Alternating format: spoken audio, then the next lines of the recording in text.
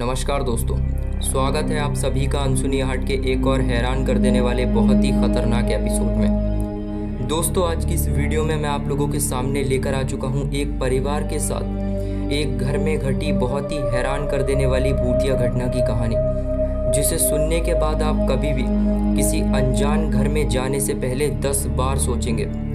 तो दोस्तों, बिना देर किए बढ़ते हैं आज की इस खौफनाक घटना की ओर।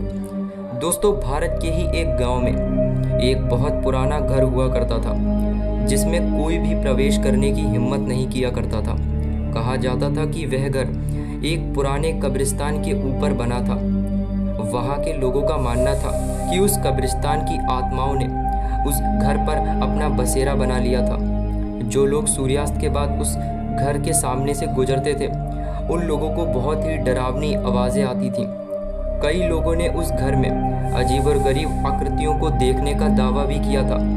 दोस्तों, एक दिन शहर से एक परिवार जो उस घर के काले इतिहास से अनजान था, उसे बहुत कम दामों में खरीद लेता है।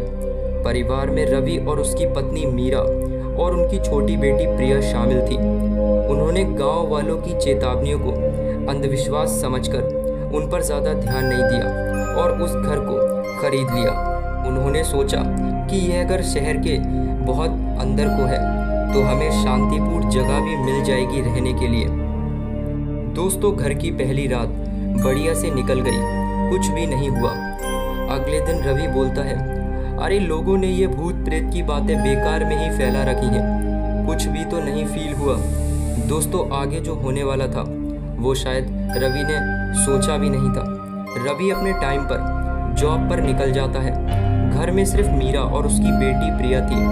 मीरा अपने घर के काम में व्यस्त थी, क्योंकि अभी घर में अच्छे से सेटल नहीं हुए थे। बस घर का मोटा मोटा सामान अपनी जगह पर रखा हुआ था, छोटा मोटा सामान अभी भी इधर उधर पड़ा हुआ था। दोपहर के करीब 2 बज रहे थे और प्रिया सो रही थी। दोस्तों, प्रिया जो कि मीरा की बेटी थी, वो अचानक उठी और रोने लगती है। मीरा भागकर उसके पास जाती है और पूछती है, क्या हुआ बेटा, क्या हुआ? प्रिया रोते रोते बोली, वो मम्मी, छत पर कोई है, छत पर कोई है। दोस्तों, जो मीरा थी उसने प्रिया को चुप कराया और उसके साथ छत पर गई, लेकिन उस समय छत पर कोई भी नहीं था। दोस्तों, शाम को जब रवि आता है तो मीरा सारी बात रवि को बताती है कि प्रिया को आज ऐसा ऐसा सपना आया था। रवि बोलता है, अरे कोई बात नहीं, बच्ची तो है, ऐसे डरावने सपने बच्चों को आते रहते हैं, रात को कुछ भूतिया टीवी में देखकर सोई होगी। इतना बोलकर उसने इस बात को नज़रअंदाज कर दिया। रात के करीब 1 बज रहे थे कि तभी मीरा जोर से चीख कर उठती है। आवाज़ से रवि भी उठ जाता है। रवि मीरा से पूछता है, क्या हुआ? मीरा जैसे ही कुछ बोलती कि तभी उन दोनों की नज़र दरवाजे पर पड़ती है। दरवाज़ा खुला हुआ था और प्रिया जो कि उन दोनों के पास ही सोई थी, वो वहाँ पर नहीं थी। दोस्तों, दोनों लोग अपने कमरे से बाहर निकलते हैं और अपने कमरे के बाहर जाकर देखने लगते हैं। वो लोग प्रिया को पूरे घर में तलाश करते हैं, लेकिन प्रिया कहीं भी नहीं मिलती है।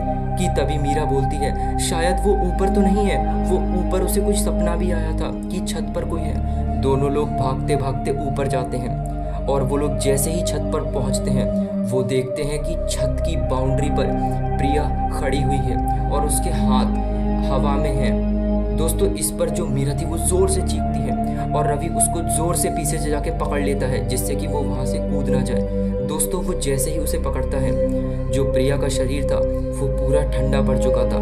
प्रिया वहीं पर बेहोश थी। दोस्तों, वो लोग जैसे ही प्रिया को नीचे ले जाने की कोशिश करते हैं, जैसे ही वहाँ से मुड़ते हैं कि तभी उनके सामने एक आकृति खड़ी हो जाती है। एक औरत जो कि सफ़ेद साड़ी में थी, उसके बाल हवा में लहर रहे थे, मुंह जला हुआ था और आंखें सफ़ेद हो रही थी। वो एकदम से उनके सामने आती है और अपनी अजीब सी हंसी दिखाकर वहाँ से तुरंत गायब हो जाती है। मीरा और रवि इस हादसे के बाद बहुत ज़्यादा डर जाते हैं। अगले दिन जब उसी टाइम वो नीचे आते हैं और मीरा को रातों रात किसी हॉस्पिटल में लेके जाते हैं। हॉस्पिटल में मीरा का इलाज होता है और फिर रवि उससे मीरा से पूछता है कि तुमने उस दिन क्या सपना देखा था।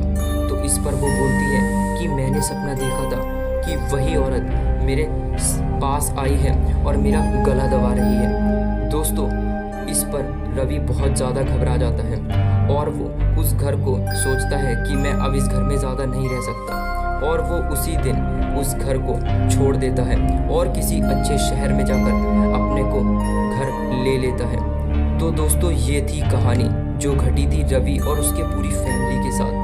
तो दोस्तों, ये कहानी आपको कैसी लगी आप लोग कमेंट सेक्शन में ज़रूर बताइएगा, और ऐसी ही भूतिया डरावनी कहानियों के लिए आप हमारे चैनल को सब्सक्राइब कर लीजिए।